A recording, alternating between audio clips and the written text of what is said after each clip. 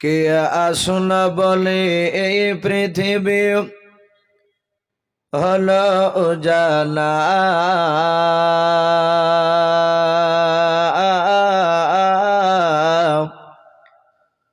কে গাইল এসে সামের গারু শূন্য কাফেলা।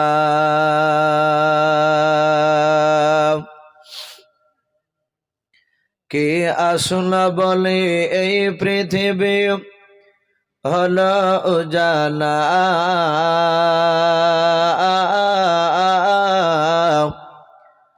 কে গাইল এসে সামের গারু শূন্য কাফেলা।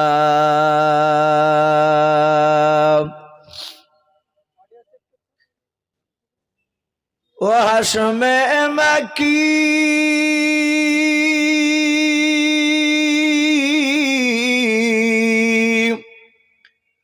ও হাশমে মাকি মাদানি শাহে মদিনা, ও নূরে নবী নূরে নবী নূরে মদিনা, ও নূরে নবী নূরে নবী নূরে মদিনা। কে আসুন বলে এই পৃথিবী হলো উজালা,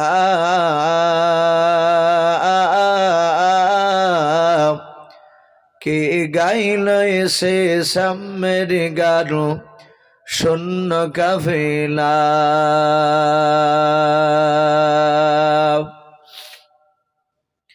হযরতে ওমর করতে কতল নবীর দারে যায়,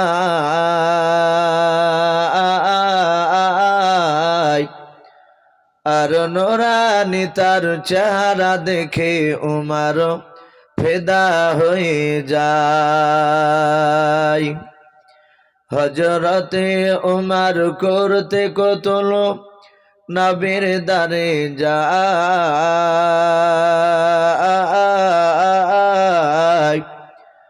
আর নূরানী তার চেহারা দেখে ওমর ফিদা হয়ে যায়।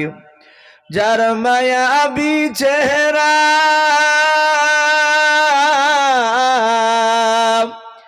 যার মায়াবী চেহারা দেখে ওমর হয়ে যায় নবীর দিবানা, ও নূরে নবী নূরে নবী নূরে মদিনা, ও নূরে নবী নূরে নবী নূরে মদিনা। কে আসুন বলে এই পৃথিবী হলো উজালা, কে গাইল এসে সামের গারু শূন্য কাফেলা। ভাই সবাই আমরা প্রাণ ভরে মহাব্বত হচ্ছে আজ আরেকবার দুরূদ ইব্রাহিমটা বাবজি পড়িনি। আল্লাহুম্মা সাল্লি আলা মুহাম্মাদি ওয়া আলা আলি মুহাম্মাদ কামা সাল্লাইতা আলা ইব্রাহিম ওয়া আলা আলি ইব্রাহিম ইন্নাকা হামিদুম মাজিদ। আল্লাহুম্মা বারিক আলা মুহাম্মাদি ওয়া আলা আলি মুহাম্মাদ কামা বারাকতা আলা ইব্রাহিম ওয়া আলা আলি ইব্রাহিম ইন্নাকা হামিদুম মাজিদ। সাল্লাল্লাহু তাআলা আলাইহি ওয়াসাল্লাম। ভাই ওখানে বসে না, একটু সামনের দিকে আসে। জুতেলে যখন চলে আসছে একেবারে চলে এসে সামনে। শ্রদ্ধেয় জনাব, আজকের জালসা নির্বাচিত মনোনীত যোগ্যতম সভাপতি মহাশয় ও সম্মানিত আমন্ত্রিত ওলামে কেরাম ও আমার সম্মুখের শ্রদ্ধেয় বা জ্যেষ্ঠ বাবা জীবনেরা, আমার সমবয়স্ক সমজস্ব যুবক ভাইয়েরা, পর্দার আড়ালের মা বোনেরা, সকলকে জানাই আমার বুক ভরা ভালোবাসা সালাম। আসসালামু আলাইকুম ওয়া রাহমাতুল্লাহি ওয়া বারাকাতুহু। আলহামদুলিল্লাহ, সমস্ত প্রশংসা হামদ ও নাত সাধনা ভজনা সে মহান রব্বুল আলামিনের জন্য, যে মহান রব্বুল আলামিন আমাদেরকে বড় ভালোবেসে রহম করে বিভিন্ন গুনার মজলিস থেকে বাছাই করে নিয়ে সে মহান রব্বুল আলামিন এমন একটা রহমতের মজলিসে নিয়ে এসে আমাদেরকে বসার সুযোগ করে দিয়েছে। ভাই, যদি আমরা মনে মনে ধারণা করি যে আমরা ইচ্ছাকৃত এখানে এসেছি, আমাদেরকে কেউ নিয়ে আসেনি, এটা ভুল হবে। কারণ এই বাজারে বহু মানুষ বাবজি যারা দোকানদার, তারা বাদ দিয়ে দোকানদার মানুষ অনেকে বাবজি ঘুরে বেড়াচ্ছে। এই মাহফিলে বাবজি তারা এখনো পর্যন্ত আসতে পারেনি। বহু মানুষকে দেখা যায় বাড়ি থেকে জালসার নাম করে এসে জালসার বাজার ঘুরে চলে যায়, প্যান্ডেলের ভিতরে এমন কিছু মানুষ আছে পাওয়া রাখে না। অথচ সকালবেলা যদি বলে যে ভাই জালসায় গিয়েছিলেন, হ্যাঁ ওই মমিনপুরে জালসায় গিয়েছিলাম তো, অথচ প্যান্ডেলে আসেন। বিশ্বনবী বলেছেন, আল্লাহ যাকে ভালোবাসে মহান রব্বুল আলামিন তার মহাব্বতের বান্দাদেরকে তার দ্বীনি মজলিসে নিয়ে এসে বসে দেয়। বলুন আলহামদুলিল্লাহ। এটা নবীর কথা। তাহলে বাবজি আমরা এখানে যে এসে বসতে পেরেছি, তাহলে জানতে হবে করোনা কার, একটু কথা বলে আমার আল্লাহর। তো ভাই আমরা এই মাহফিলে এসে বসতে পেরেছি, তাই মহান রব্বুল আলামিনের দরবারে শুকরিয়া স্বরূপ আদায় করে বলুন আলহামদুলিল্লাহ। আর একটু উঁচা আওয়াজে বলুন আলহামদুলিল্লাহ। তারপরে পরে আপনার আমার নবী, যিনি ধর্মের গুরু, বিশ্ববরণ্য নেতা, মা আমিনার লাল হযরত আব্দুল্লাহর লাকতি জিগার, যিনি সাইয়্যিদুল মুরসালিন ও খাতামান নবিয়্যিন, যিনার লাকাব রব্বুল আলামিন আরশে আজিমে দিয়েছেন সিদরাতুল উলা, কাহফিল ওয়ালা, মিসবাহ জুলাম, বদরিদ দুজা, সদরিল উলা, আকা কামলিওয়ালা জনাবে মোহাম্মদ রাসূলুল্লাহ সাল্লাল্লাহু তাআলা আলাইহি ওয়াসাল্লামের উপরে অগণিত দুরূদ ও সালাম বর্ষিত হোক, অর্পিত হোক। সকল বলুন আল্লাহুম্মা আমিন। সম্মানিত ভাইরা, আমার বাবাজি মনেরা, আমি আপনাদের সম্মুখে কোরআনুল কারীম থেকে বেশ কয়েকটা আয়াত টুকরা আমি তেলাওয়াত করেছি। তার পরপরই বিশ্ব নবীজির পবিত্র জবান থেকে মাত্র দুটো হাদিসের টুকরা পাঠ করেছি। ইনশাআল্লাহ যথাসময়ের মধ্যে আমার বক্তব্য করব। ভাই, আপনারা যেইভাবে বসে আছেন, আমার মনে হয় না যে বাবজি এটা রসুলের সুন্নাত তরিকায় বসা হয়েছে। আমরা সকলেই বাবজি মাহফিলে এসেছি যে আমাদের কারো আব্বা, কারো মা, কারো দাদা, কারো দাদি, কারো নানা, কারো নানি, অনেকের আত্মীয় স্বজন চলে গিয়েছে। এই মাহফিলে বাবজি তাদের জন্য বাবজি দোয়া করা হবে কি হবে না? কথা বলো, দোয়া হবে। এবং তার সাথে সাথে আমরা অজানা জিনিস কিছু এখানে শেখার চেষ্টা করব। বলুন ইনশাআল্লাহ। শুধু শিখাই নয়, শিকার সাথে সাথে অনেক কথা অনেকে বলে বেশি জানার চেয়ে মানাটাই বেশি জরুরি। অনেকে বলে যে জানার চেয়ে বেশি মানাটাই জরুরি। বাবজি জানা লাগবে। আপনি না জানলে তো আপনি যে কোনো জিনিসকে সত্য বলে মেনে নেবে। আপনাকে জানতে হবে যে এটা সঠিক না বেঠিক। জানার পরে সেই জিনিসটার উপর বাবজি আমল করা লাগবে। কথা ঠিক না বেঠিক বলে? তারপরে আমল করতে হবে। তো ভাই, আমরা জানি যে জমে বসা নবী সুন্নাত। আমি দেখছি সব খুঁটির গুড়াতে জায়গা জায়গা বসে আছে। বাপ, একটু এগিয়ে আসে। আমরা একটা নবী সুন্নাত জিন্দা করি। আমরা সকলেই গুনাহগার। একটা মানুষ এখানে বলতে পারবেন না যে ইউসুফ ভাই আমার জীবনে গুনাহ নেই, আমার পায়ের তালু থেকে নিয়ে মাথার চাঁদি পর্যন্ত সব নেকিতে ভরপুর হয়ে আছে। কে বলতে পারবো? বলে কেউ বলতে পারবো না। যদি এরকম কথা বলে তাকে পাকা চোখ বন্ধ করে বলবেন সে পাকা ইবলিশের মেজো ভাই। কারণ আমরা জানি মানুষ গুনাহ করতে ভালোবাসে। আমরা হাদিসও পড়েছি এবং উলামাদের মুখে, বড়দের মুখে শুনতে পাওয়া যায় যে মানুষ গুনাহ করতে ভালোবাসে আর আমার আল্লাহ ক্ষমা করতে ভালোবাসে। বলুন আল্লাহুম্মা আমিন। ভাই এগিয়ে আসি। ও যুবক ভাই, ওই তোমাদেরকে বলছি, শোনা আমার, একটু এগিয়ে এসো। শোনা ভাই, আমরা সকলেই গুনাহ করে আসছি। ভাই একটু এগিয়ে আসি। ও বাবজি, আমি আপনাদেরকে বলছি, আমি বারবার ডাকবো না, একটা সুন্নাত কি জিন্দা করি ইনশাল্লাহ। ভাই একটা সুন্নাত তরিকায় বসলে আশা করি আমাদের শোনা সার্থক হবে, আমাদের জীবন ধন্য হবে। একটু আসি, লজ্জা করব না। অনেকে হয়তো প্রেস্টিজে পড়ে গেছে যে বসে গেছি, যাওয়া একটা লজ্জার ব্যাপার।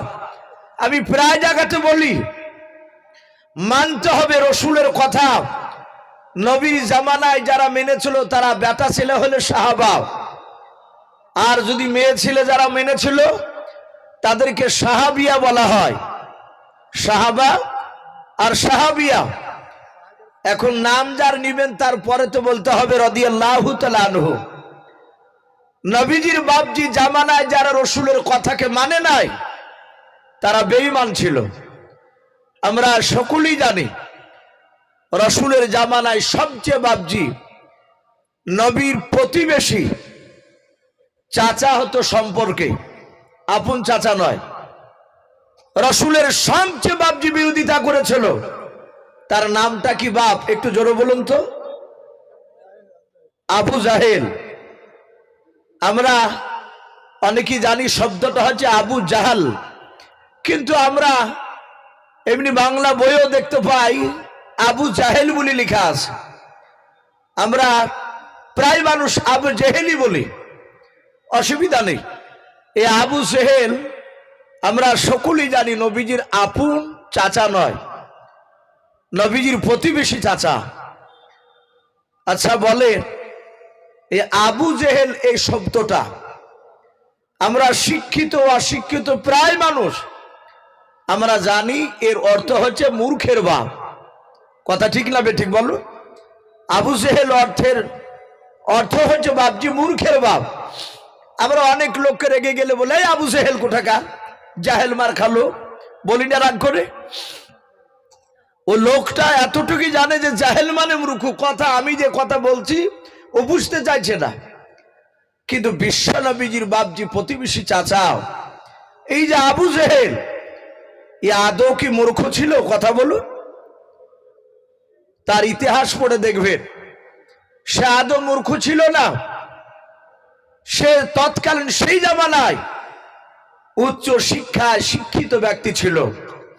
এখানে অনেক বাপজি ভাই আছে, অনেক ওলামাই কেরাম আছে। আমি ওলামাদেরকে বলছি না, যেহেতু ওলামারা ওনারা জানে। আপনারা নিচে আছেন অনেকেই, আপনাদের জানা আছে যে আবু জেহেলের পূর্ণাঙ্গ একদম প্রথমে আবু জেহেলের নাম তার বাপ মা কি রেখেছিল স্মরণ নেই, হয়তো মুখস্থ বাপজি নাই, শুনেছেন ভুলে গিয়েছে। এ আবু জেহেল বেঈমান। এর আসল নাম ছিল আমর ইবনে হিসাম, হিসামের বেটা আমর। এ আবু জেহেলের প্রথম নাম। সে এত জ্ঞানী লোক ছিল, গোটা মক্কা নাই আরবের প্রতিটা মানুষ তার জ্ঞানের কথা বাপজি চারিদিকে ছড়ে গিয়েছিল, প্রায় মানুষ জানতো। তাই মক্কার লোকেরা বাপজি তাকে জ্ঞানী গুণী বুদ্ধিজীবীর বাপ বলতো। ওখানে আরবিতে তাকে বলা হতো আবুল হিকাম। আমর ইবনে হিসাম বলে কেউ ডাকতো না, তখন আবুল হিকাম বলে বাপজি মানুষে ডাকতো। যেমন আপনার আমার নবী জনাবে মোহাম্মদ রাসূলুল্লাহ সাল্লাল্লাহু তাআলা আলাইহি ওয়াসাল্লামের সততা দেখে, নবীর চরিত্র দেখে মক্কার ছোট বড় আরবের সমস্ত লোকেরা আমার রাসূলকে নাম ধরে ডাকতেন না, মোহাম্মদ বলুন সাল্লাল্লাহু আলাইহি ওয়াসাল্লাম এ বলতো না। তারা বলতো আলামিন। কি বলতো? আলামিন, সত্যবাদী। অনুরূপ ভাবে বেঈমান এই আমর ইবনে হিসাম একো বাপজি মক্কার লোকেরা আবুল হিকাম বলে বাপজি ডাকতো। সম্মানিত ভাইর আমার বাবা জীবনেরা, এই আবু জেহেল উচ্চ শিক্ষায় শিক্ষিত ব্যক্তি ছিল, কিন্তু তার অপরাধ আমার বিশ্ব নবীর কথাকে সে অন্তর থেকে মেনে নেয়নি, সে আমলই করেনি। ও জানতো যে এই আখিরি জামানার নবী ইনি হচ্ছেন সত্য নবী, এই আব্দুল্লাহর সন্তান আলামিন আমির, ইনি সত্যবাদী নবী, এটা উনি জানতেন। জানার পরও বাপজি সে মানে নাই। আমার বিশ্ব রসুলকে বাপজি সে অনেক অনেক বাপজি ছোট করার চেষ্টা করেছিল। কেতাবে লিখেছে আল্লাহর নবী জনাবে মোহাম্মদ রসুল্লাহ সাল্লাল্লাহু তাআলা আলাইহি ওয়াসাল্লামকে জানার পরও সে নবীকে অপমান করার চেষ্টা অনেক জায়গায় করেছিল। এখনো বহু মানুষ আছে দেখে কিছু ভালো সৎ মানুষকে ছোট করার চেষ্টা করে, তা আবার লোকের সামনে। তো বেঈমান আবু জেহেল আল্লাহ রসুলকে শুধু এতটুকু কথা বলেছিল, এই আব্দুল্লাহর সন্তান, এই আচ্ছা তুমি তো দাবি করছো কয়েকদিন থেকে আখিরি জামানার রসুল, তুমি সত্য নবী, তুমি শেষ নবী, আচ্ছা তুমি কি সবকিছু বলতে পারবা? তা আল্লাহ রসুল বলেন, চাচা আপনি আমাকে এমন কি জিজ্ঞাসা করছিলাম? তা আবু জেহেল এই আমর ইবনে হিসাব, যাকে আবুল হিকাম বলতো, এ বেয়াদব আল্লাহ রসুলকে বলল যে আমি যা বলবো তা বলতে পারবা? বলে চাচা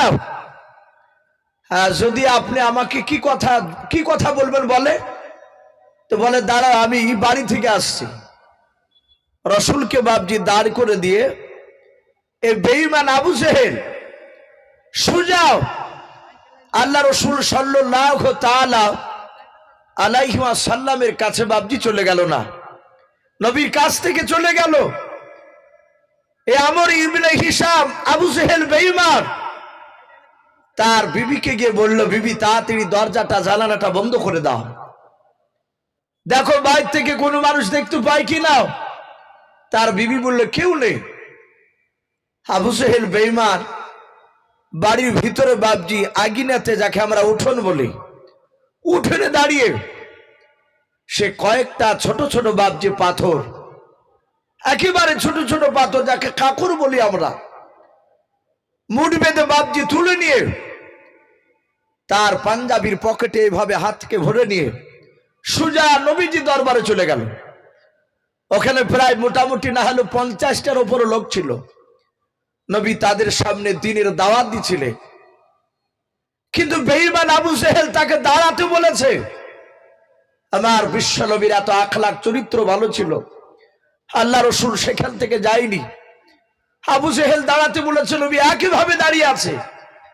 মক্কার লোকেরা সবাই তাকিয়ে আছে যে আবু জেহেল বাড়ির দিকে ছুটে গেল, এমন কি বলবে।